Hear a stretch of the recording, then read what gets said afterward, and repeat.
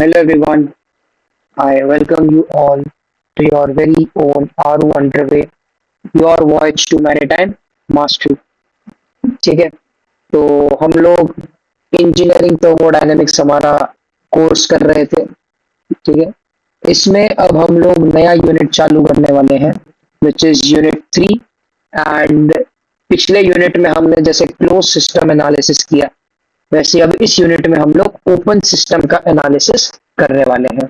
So this will be the first video part 01 for unit 3। ठीक है, तो चलिए स्टार्ट करते हैं। ओके, तो यहाँ पे हमारे पास एक क्वेश्चन आता है कि ओपन सिस्टम क्या होता है और हम close system analysis open system में क्यों नहीं यूज कर सकते। तो देखो, ओपन सिस्टम पहले क्या होता है ये जान लेते हैं। तो open system, a system where both energy and mass transfer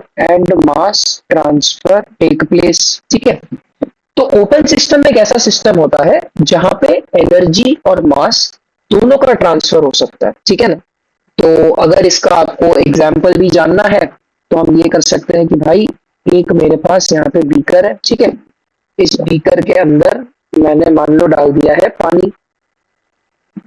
ठीक है, और उसके बाद मैंने क्या किया कि भाई इसको नीचे से हीट प्रोवाइड की। क्या प्रोवाइड की? हीट प्रोवाइड की। जैसे हीट प्रोवाइड की तो क्या होगा, इसके वेपर्स बनने लग जाएंगे, है ना। तो वेपर्स बनने लग जाएंगे तो यहाँ पे आप देख सकते हो कि भाई यहाँ पे एनर्जी एंड मास दोनों एक्सचेंज हो रहे हैं। भाई मास किस फॉर्म में हो रहा है, तो liquid is getting converted into vapour और एनर्जी भी उसके साथ साथ फ्लो हो रही है। तो ये एक एग्जाम्पल हो गया हमारे पास ओपन सिस्टम का। अब आप एक चीज सोचो कि ओपन सिस्टम में दोनों चीजें का एक्सचेंज हो रहा है, एनर्जी भी एक्सचेंज हो रही है, मास भी एक्सचेंज हो रहा है। बट क्लोज सिस्टम में हमारे पास क्या होता है, क्लोज्ड सिस्टम में हमारे पास ओनली एनर्जीज, मतलब क्लोज सिस्टम में हमारे पास क्या होता है, ओनली एनर्जीज एक्सचेंज। ठीक है, क्लोज सिस्टम में ओनली एनर्जी इज एक्सचेंज। और एक और एक सिस्टम होता है आइसोलेटेड सिस्टम, ये मैंने बता रखा है, जहां पे दोनों ही एक्सचेंज नहीं होते। तो क्लोज सिस्टम में सिर्फ एनर्जी एक्सचेंज हो रही है, मास नहीं हो रहा। तो आप देख सकते हैं कि भाई आपको सेकंड क्वेश्चन का भी आंसर यहाँ पे मिल गया कि why can't we use close system analysis for open system. क्योंकि क्लोज सिस्टम के एनालिसिस में, इसके एनालिसिस में हमारे पास क्या क्या था। हमारे पास यहाँ पे था सबसे पहले आइसोबारिक प्रोसेस, आइसोबारिक जहां पे प्रेशर कांस्टेंट रहता था। फिर हमारे पास आता था एक आइसोकोरिक प्रोसेस जहां पे वॉल्यूम कांस्टेंट रहता था। फिर एक प्रोसेस आता था आइसोथर्मल जहां पे टेम्परेचर कांस्टेंट रहता था। Then we had polytropic which was PV raise to n equals to C, and at last we had adiabatic या आइसेंट्रोपिक, और इसका इक्वेशन था PV raise to gamma equals C. तो ये 5 प्रोसेस जो हमने देखे ना, ये सारे के सारे सिर्फ एनर्जी ट्रांसफर से डील कर रहे थे। किससे डील कर रहे थे? एनर्जी ट्रांसफर से। कहीं पे भी आपने मास ट्रांसफर तो लिया ही नहीं। कैसे नहीं लिया? तो जब भी हम ये इक्वेशन लगा रहे थे P1 V1 बराबर mR/T1, हमारा ये मास तो कांस्टेंट रहता था चाहे जो भी प्रोसेस हो, हाँ या ना। यस, तो आइसोबारिक हो, आइसोकोरिक हो, आइसोथर्मल हो, पॉलीट्रॉपिक हो या आइडियाबैटिक हो, पांचों प्रोसेसेस में हम लोग जब भी पीवी बराबर एमआरटी का इक्वेशन लगाते थे, इस इक्वेशन को हम जब भी यूज करते थे, हम मास क्या लेके चलते थे? कांस्टेंट। भाई अगर आइसोबारिक प्रोसेस में मास आ गया 0.1 केजी, तो आइसोकोरिक में भी 0.1 केजी ट्रांसफर होगा, आइसोथर्मल में भी 0.1 केजी ट्रांसफर होगा। हम लोग यहाँ पे मास को कभी भी चेंज नहीं कर रहे थे, राइट। बट ओपन सिस्टम में हमारे पास एनर्जी के साथ साथ मास भी चेंज हो रहा है। इसीलिए हमें ओपन सिस्टम के लिए we require we require we require other form of analysis. और वो अदर फॉर्म क्या होती है? एस FEE, इसका पूरा नाम होता है स्टेडी। तो इसको अब हम यूज करेंगे। क्लियर है? चलिए अब देखते हैं भाई ये मास फ्लो रेट क्या होता है। स्टेडी फ्लो एनर्जी इक्वेशन देखने से पहले हमें मास फ्लो रेट क्या होता है ये जान लेना बहुत जरूरी है। क्यों? क्योंकि ओपन सिस्टम के एनालिसिस में मास भी तो एक्सचेंज हो रहा है ना, मास एक्सचेंज हो रहा है। तो इसीलिए वो जो मास एक्सचेंज हो रहा है वो किस फॉर्म में हो रहा है, वो मास फ्लो रेट के फॉर्म में हो रहा है। ठीक है, तो देखिए the mass flow rate is the mass of liquid substance passing per unit time. ठीक है, in other words the mass flow rate is defined as the rate of movement of liquid pass through a unit area. मतलब मान लीजिए हमारे पास यहाँ पे एक pipe है, तो अगर यहाँ पे इस पाइप के अंदर हमारे पास मास का फ्लो हुआ है, मास ऑफ लिक्विड, कोई भी लिक्विड है, मान लो वाटर है, ठीक है, तो एम डब्ल्यू लिख लेते हैं यहाँ पे हम लोग कि भाई मास ऑफ वाटर का यहाँ पे फ्लो हुआ है। तो ये एरिया जो है, ये एरिया इसी एरिया के अंडर हुआ होगा, है ना, इसी एरिया के अंडर मास ऑफ वाटर का फ्लो हुआ होगा। ठीक है, तो देखो मास of liquid substance passing per unit time, यानी कि मास फ्लो रेट को हम लोग एम डॉट से रिप्रेजेंट करते हैं। किससे करते हैं? एम डॉट से। तो क्या मैं ये कह सकता हूं कि मेरा M dot is equals to change in mass per unit time, D M by D T. ठीक है, और इसका दूसरा फॉर्मूला होता है हमारे पास M dot is equals to density rho area A into V, V where mass m dot is nothing but mass flow rate, mass flow rate, rho over here is density, a is nothing but area, and v is nothing but velocity. ठीक है, v is nothing but velocity, velocity।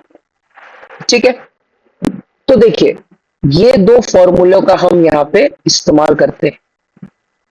Clear है? तो किसी भी pipe में अगर fluid flow हो रहा है, ठीक है, वो जब फ्लूइड फ्लो उस पाइप में हो रहा है, तो एक चीज हमें ध्यान देने की जरूरत होती है कि भाई फ्लूइड क्या है, उसका भी कुछ मास होगा। तो वो मास ही तो फ्लो हो रहा है एक पॉइंट से लेकर दूसरे पॉइंट तक, और जितना पाइप का एरिया होगा उतना ही तो उस फ्लूइड फ्लो का भी एरिया होगा ना। तो क्या मैं ये कह सकता हूं कि मेरा मास फ्लो रेट जो है वो डायरेक्टली प्रोपोर्शनल उस एरिया के, एरिया ऑफ क्रॉस सेक्शन के, एरिया ऑफ क्रॉस सेक्शन। वहीं पे v मेरी वेलोसिटी होगी उस फ्लूइड फ्लो की, और रो होगा उसका डेंसिटी। तो यहाँ पे अगर हम इसकी यूनिट की बात कर लेते हैं तो इसका यूनिट होता है हमारे पास केजी पर सेकेंड। ठीक है, इसका यूनिट होता है हमारे पास केजी पर सेकेंड। आप खुद ट्राई कर सकते हैं यहाँ पे, it is very simple. Rho A V, rho यानी कि केजी पर मीटर क्यूब इंटू एरिया का होता है मीटर स्क्वायर, और वेलोसिटी का होता है मीटर पर सेकेंड। तो ये मीटर से मीटर यहाँ कट गया, what we get is KG per second. तो आई होप सो आपको ये मास फ्लो रेट के बारे में समझ में आ गया हो।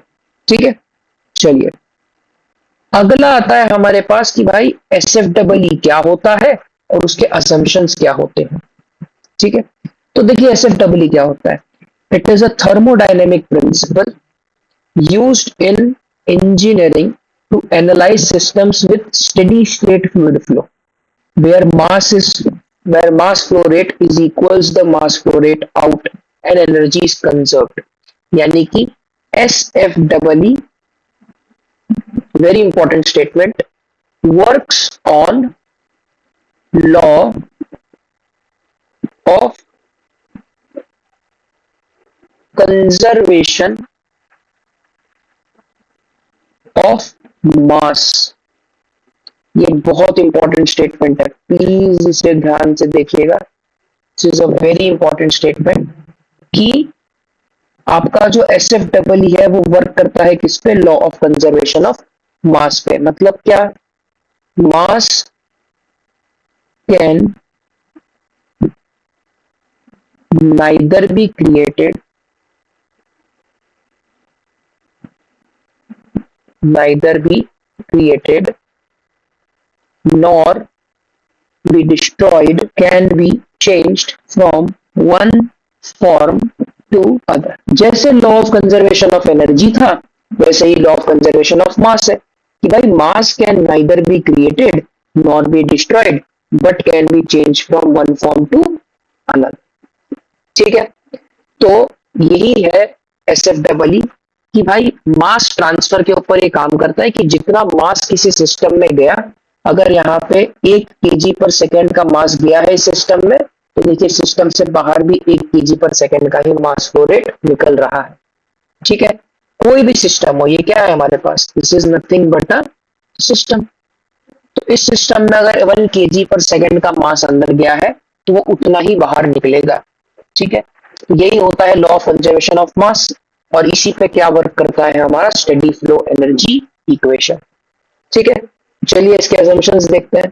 तो अजम्पशंस रिलेटेड टू एसएफडब्ल्यू, सबसे पहला, the mass flow through out the system remains constant. भाई एविडेंट है, जितना मास फ्लो अंदर जाएगा उतना ही बाहर निकलेगा, इसीलिए कांस्टेंट रहना जरूरी है। Fluid is uniform in composition, मतलब कि फ्लूइड जो है वो हमारा पूरा यूनिफॉर्म होना चाहिए कॉम्पोजिशन में, उसमें कहीं पे भी नॉन यूनिफॉर्मिटी प्रेजेंट नहीं होनी चाहिए। ठीक है, the only interaction between system and surroundings is heat and work. बस यही दो, हीट और वर्क जो होगा, यही इंटरेक्शन होगा बिटवीन सिस्टम और सराउंडिंग थ्रू बाउंड्री, बाकी कुछ भी इंटरेक्शन पॉसिबल नहीं है। ठीक है, फिर क्या है हमारे पास फोर्थ पॉइंट यहाँ पे कि the state of fluid at any point remains constant with time. मतलब कि अगर स्टेट ऑफ फ्लूइड एक्स है तो वो एक्स ही रहेगा पूरे टाइम तक, वो चेंज नहीं होने वाला। ठीक है, स्टेट ऑफ फ्लूइड, फ्लूइड का स्टेट जो भी है, स्ट्रीमलाइंड है, वोर्टेक्स, टर्बुलेंट है, लैमिनार है, जो भी है वो खुद वही रहेगा। अगर लैमिनार है तो लैमिनार ही रहेगा। ठीक है, with respect to time change नहीं होगा। And fifth and the last assumption is in the analysis only potential kinetic and flow energies are considered। ठीक है, अब ये पोटेंशियल काइनेटिक और फ्लो एनर्जीज क्या होती हैं, इनके बारे में जान लेते हैं। तो ये अजम्पशंस बहुत ज्यादा इंपॉर्टेंट है और ये आपको याद रहने चाहिए, याद रहने चाहिए। ठीक है, और इसे याद करना बड़ा आसान है भाई। देखो सबसे पहला पॉइंट कि भाई मास फ्लो सिस्टम के थ्रू आउट कांस्टेंट होता है, फिर उस फ्लूइड के अंदर कोई भी यूनिफॉर्मिटी प्रेजेंट होनी चाहिए, यूनिफॉर्मिटी अगर एब्सेंट होगी तो वो नहीं चलेगा। फिर आप कर सकते हो कि भाई इंटरेक्शन सिस्टम और सराउंडिंग के बीच में सिर्फ हीट और वर्क के थ्रू ही होगा। ठीक है, फ्लूइड का स्टेट हर एक पॉइंट पे सेम होना चाहिए, और हम सिर्फ 3 एनर्जी कंसिडर करेंगे, काइनेटिक, पोटेंशियल और फ्लो एनर्जी, बाकी कोई और एनर्जी कंसिडर हम नहीं करेंगे। तो ये हमें 5 assumptions याद रहने चाहिए, और डेरिवेशन में ये लिखना जरूरी है, जरूरी है। आप जब भी डेरिवेशन करेंगे तो उसमें आपको assumptions रिलेटेड टू एसएफडब्ल्यू भी लिखना जरूरी है, इसीलिए आपको ये 5 assumptions याद रहने चाहिए। ये आपका एक 3 मार्क का सवाल भी बन सकता है, या तो ये फिर 10 मार्क का या 7 मार्क का एसएफडब्ल्यू के डेरिवेशन में पूछा जा सकता है। ठीक है, तो अब देखते हैं भाई ये काइनेटिक, पोटेंशियल और फ्लो एनर्जीज क्या होती है। ठीक है, देखते हैं। तो काइनेटिक एनर्जी क्या होती है? Kinetic energy is the energy possessed by a body due to virtue of its motion. ये हमें पता है भाई, काइनेटिक एनर्जी का फॉर्मूला क्या होता है, हाफ एम वी स्क्वायर, है ना। जैसे कि यहाँ पे ध्यान दो, ये बच्चा है, ठीक है, इस बच्चे का नाम बोल देते हैं भाई बिट्टू। ठीक है, बिट्टू, बिट्टू भाई ने क्या किया, बॉल तो उसने कब का फेंक दिया, बॉल अगर उसने टी टाइम में फेंका और बॉल को पहुंचने में अगर T2 टाइम लग रहा है, तो ये T1 टाइम जहां पे वो बॉल देख रहा है कि बॉल भाई मेरा नीचे जा रहा है। तो जब बॉल मेरा इधर था, विच इज दिस स्टेट, ठीक है, जब बॉल मेरा टी टाइम पे था, तब मेरे पास काइनेटिक एनर्जी कितनी थी, टी टाइम पे काइनेटिक एनर्जी वाज 0, और T1 टाइम में मेरे पास काइनेटिक एनर्जी की कोई तो वैल्यू रहेगी, राइट। तो वो उसी को ऑब्जर्व कर रहा है कि भाई इसकी काइनेटिक एनर्जी इंक्रीज हो गई, और पोटेंशियल एनर्जी यहाँ पे डिक्रीज हो गई, और यहाँ पे पोटेंशियल एनर्जी क्या होगी, ज्यादा। क्लियर है? तो जब बॉडी हमारी मोशन में आती है, इस बी स्क्वायर का मतलब है बॉडी जब हमारी मोशन में आती है तब उस पे जो एनर्जी प्रोसेस होती है उसको बोलते हैं काइनेटिक एनर्जी। फिर देखते हैं हम लोग पोटेंशियल एनर्जी। तो पोटेंशियल एनर्जी क्या होता है, the energy of an object और system due to body's position related to other objects और कॉन्फ़िगरेशन ऑफ इट्स पार्टिकल। मतलब ये कि भाई पोटेंशियल एनर्जी बॉडी की वो एनर्जी रहेगी या सिस्टम की वो एनर्जी रहेगी विथ रिस्पेक्ट टू उसका पोजीशन। पोटेंशियल एनर्जी किसके रिस्पेक्ट में जाएगा, विथ रिस्पेक्ट टू पोजीशन। अब देखो इसकी पोजीशन सबसे ऊपर है तो इसकी पोटेंशियल एनर्जी सबसे ज्यादा रहेगी। यही बॉल जब यहाँ T2 टाइम पे पहुंच जाएगा तो इसकी पोटेंशियल एनर्जी हो जाएगी सबसे कम।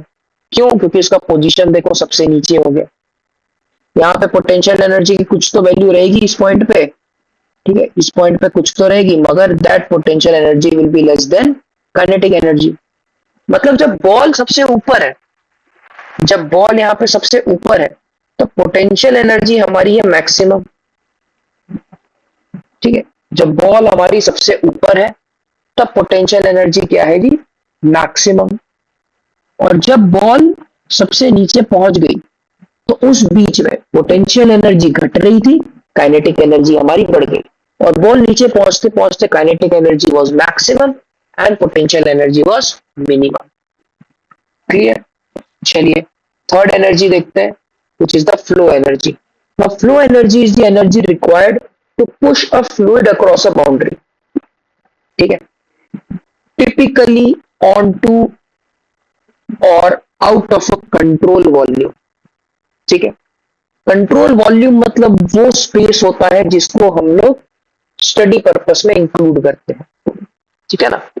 कंट्रोल वॉल्यूम बेसिकली हमारा वो स्पेस होता है जिसको हम लोग स्टडी पर्पस में इंक्लूड करते हैं, ठीक है।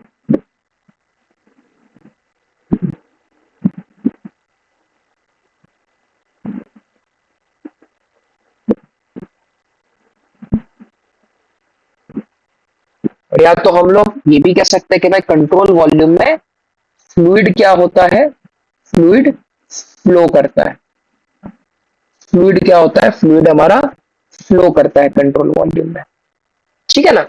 चलिए अब यहाँ पे ध्यान दीजिए, ये कंट्रोल वॉल्यूम का एग्जांपल है। ये किसका एग्जांपल है, कंट्रोल वॉल्यूम फ्लो एनर्जी का एग्जांपल है। कंट्रोल्ड वॉल्यूम फ्लो एनर्जी का एग्जांपल है। यहाँ पे देखिए सन से यहाँ पे रेडिएशन आया, ठीक है, तो ये भी एक फॉर्म ऑफ एनर्जी हुई। फिर यहां से जब ये रिफ्लेक्ट हुआ तो ये यहाँ पे कुछ फ्लो हुआ। तो जहां जहां पे भी geothermal flow, solar flow, nuclear flow, ये सब क्या है, these are nothing but flow energies. ये क्या है, ये हमारे पास है फ्लो एनर्जीज, ठीक है। तो आई होप सो आपको ये तीनों डेफिनेशन से समझ में आ गए, ठीक है। चलिए अब हम यहाँ पे देखने वाले हैं इस एस एफ डबल ई का डेरिवेशन, ठीक है। तो सबसे पहले हम क्या करेंगे, consider a system, consider an open system, consider an open system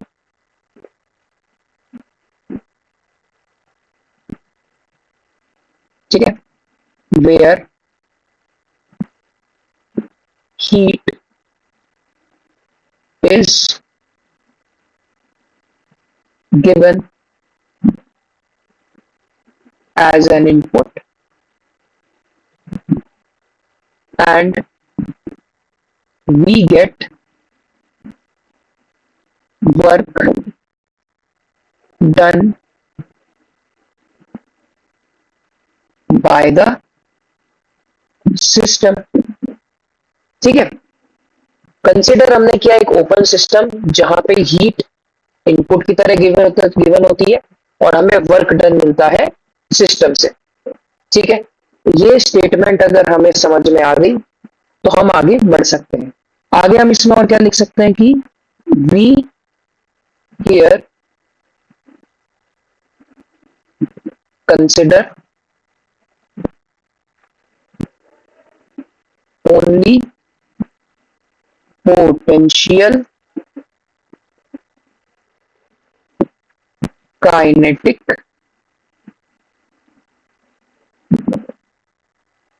and flow energies and flow energies। तो हम सिर्फ यहाँ पे यही एनर्जीज कंसिडर करेंगे। And enthalpy of the system। Clear है? तो अब यहाँ पे हम देखते हैं कि भाई हमने एक ओपन सिस्टम को कंसिडर किया है। यहाँ पे ये एक ओपन सिस्टम है, ठीक है। ये एक हमारे पास ओपन सिस्टम है, यहाँ पे आप देख सकते हैं।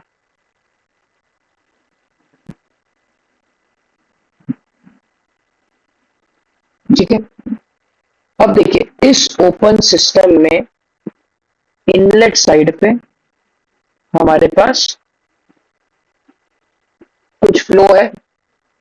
ये क्या है? एक ओपन सिस्टम। ये एक ओपन सिस्टम है, ठीक है। यहाँ इनलेट साइड में कुछ फ्लो है और यहाँ से हमें आउटलेट में कुछ फ्लो मिला। अब इनलेट में इंटरनल काइनेटिक एनर्जी मान लो U1, ठीक है। इंटरनल काइनेटिक एनर्जी मान लो U1, ठीक है। फ्लूइड की वेलोसिटी मान लो C1, ठीक है। फिर P1 मान लो उसका प्रेशर, वॉल्यूम मान लो V1, ठीक है। देन ये हमारा डेटम लेवल है। ये क्या है? Datum level. This is what? Datum level. इस सब मैं लिखवाऊंगा अगले स्लाइड में।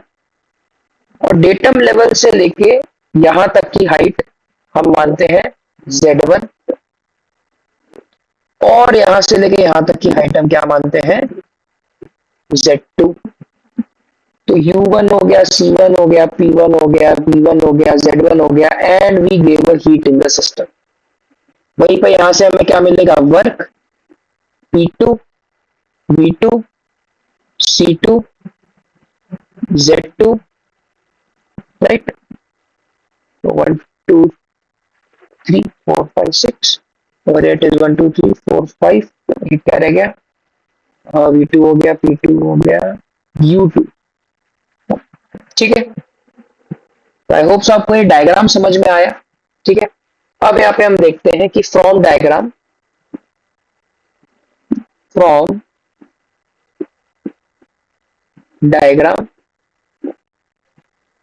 अच्छा, स्टेटमेंट में हम एक और चीज लिख सकते हैं कि भाई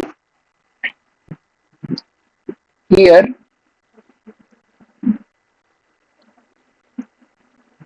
mass flow rate at inlet is equals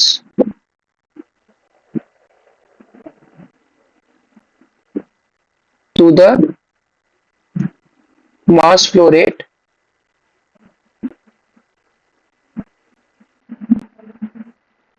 at outlet। मतलब इनलेट पे जो मास फ्लो रेट होगा वो ही आउटलेट पे होगा। लॉ ऑफ कंजर्वेशन ऑफ मास। तो आप ये भी स्टेटमेंट आप लिख सकते हैं एज एन ओपनिंग स्टेटमेंट। चलिए, डायग्राम से हम क्या बोल सकते हैं? U1 और U2 क्या है? Internal energies. इनलेट आउटलेट आप खुद मेंशन कर सकते हैं, internal energies eight inlet outlet, ठीक है। इंटरनल एनर्जीज एट इनलेट, आप बोल दोगे सर मेंशन नहीं कर रहे, इसीलिए मैं कर देता हूं, एट इनलेट एंड आउटलेट, ठीक है। फिर हमारे पास क्या आता है? P1 and P2, okay. P1 and P2, P1 and P2। तो P1 और P2 पे कितना है हमारे पास? These are the pressures at inlet and outlet.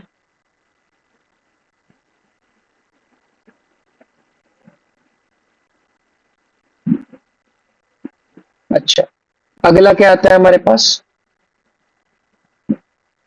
V1 and V2।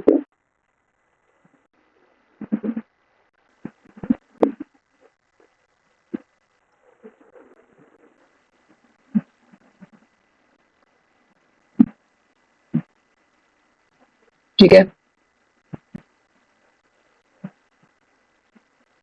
अगला हमारे पास आता है V1 and V2। V1 and V2, तो ये क्या है हमारे पास? Volume, volumes at inlet and outlet. ठीक है, फिर इसके अलावा हमारे पास क्या है? P हो गया, V हो गया, इंटरनल एनर्जी हो गया, then we have C1 and C2। C1 and C2, ये क्या है? Fluid velocity at inlet and outlet. ठीक है, फिर हमारे पास क्या आता है? After the C1 and C2 then we have Z1 and Z2। ये क्या है? Datum heights, datum datum heights, datum heights of inlet and outlet. ठीक है, and then we have Q which is heat added according to our derivation, and what is W? Work done by the system, heat added to the system। ठीक है, तो यहां से हमें diagram से हमने यहाँ पे इन सब चीजों की नेमिंग कर दी। अब देखिए,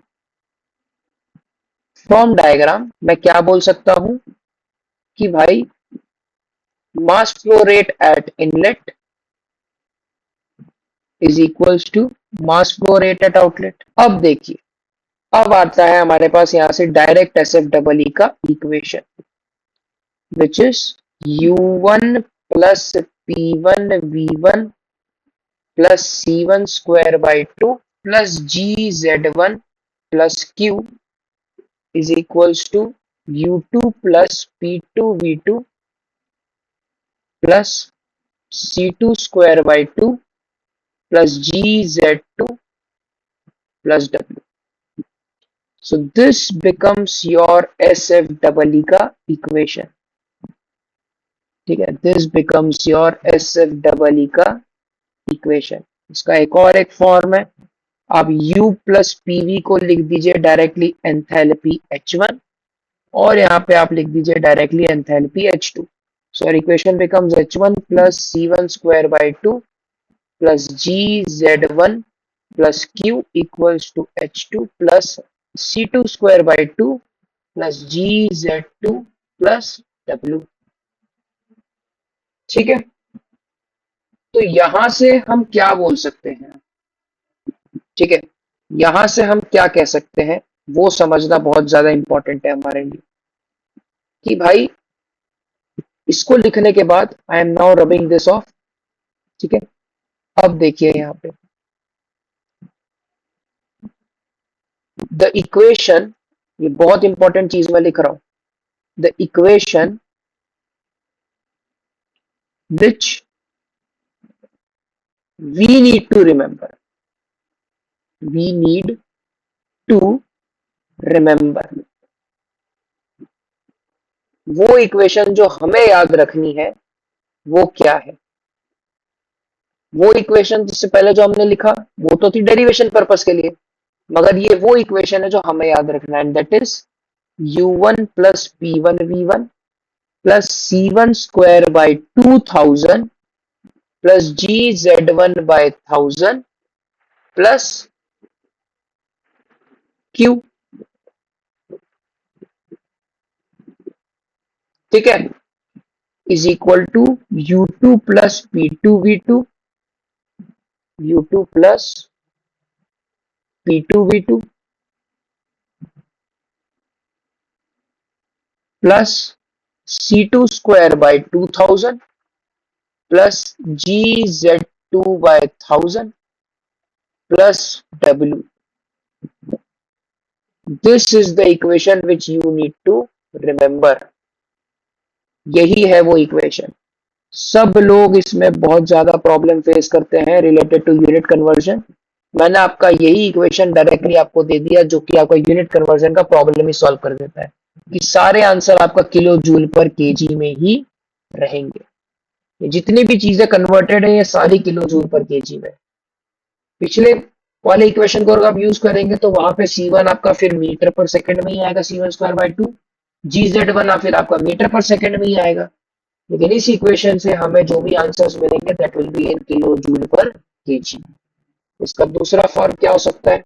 वही H1 plus C1 square by 2000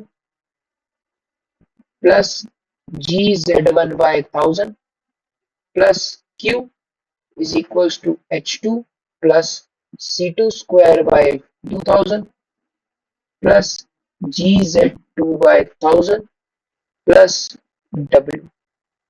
ये इक्वेशंस आपको प्लीज याद रखना पड़ेगा, इन्हें मत भूलना. Clear? This is your kinetic energy, this is your potential energy and this mainly shows your flow energy. तो आप देख सकते हैं तीनों एनर्जीज हमारे पास है. This is heat added in the system and this is work done by the system. तो आई होप सो आपको इसकी डेरिवेशन समझ में आई. ये डेरिवेशन कम, खाली चीजें लिखना है इसमें. The statement, assumptions, after that you draw this diagram and you explain what all these things are, what all these things are over here, correct? And then you write the equation. ठीक है, तो चलिए इसी के साथ हमारे आज के टॉपिक्स खत्म हुए. अब हम बढ़ते हैं हमारे MCQ टाइम की तरफ. Okay, so the first question is, which of the following best defines an open system? A system that can exchange energy and matter with its surroundings. Does not exchange energy, हो ही नहीं सकता. Isolated नहीं, thermal equilibrium नहीं. तो A option is the correct answer. ठीक है. Now in the context of open systems, the control volume refers to. A control volume क्या है? A fixed region in space through which a fluid may flow. ठीक है. Boundary of a system, नहीं. Total energy stored in a system, नहीं. Mass flow entering the system, नहीं. So correct answer is B. अब in open system analysis, which principle is primarily used to analyze mass flow? First law, नहीं. Second law, नहीं. Conservation, Pascal's law, नहीं. Conservation of mass, yes. So the correct answer is C. ठीक है. Which of the following is not an assumption made in steady flow energy equation? Flow is steady, it is made. Properties and inlet outlet do not change with time, it is made. No heat or work interactions occur, it is not made. Heat and work interactions do occur. And fluid has a uniform velocity in inlet or outlet sections, yes, it is made.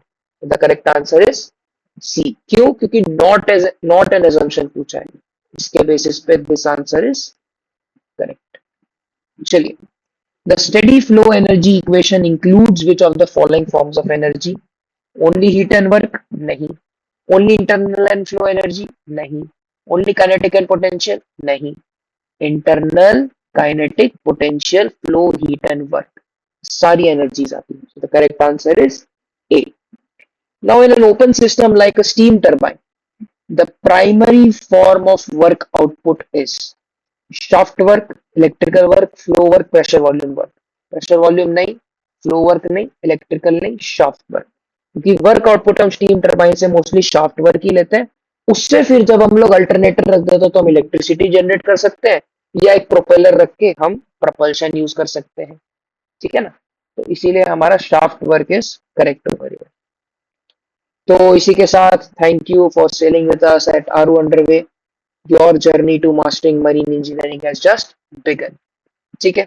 तो हमारा unit 3 यहाँ पे start हो चुका है। This was the first video of unit 3 और videos भी इससे रिलेटेड आती रहेंगी। So please like share subscribe and please forward it to those who really need this. ठीक है, मोस्टली इस वीडियो के डिस्क्रिप्शन में या नेक्स्ट वीडियो के डिस्क्रिप्शन में you will be getting the DPPs for unit 2। ठीक है, ओके बाय।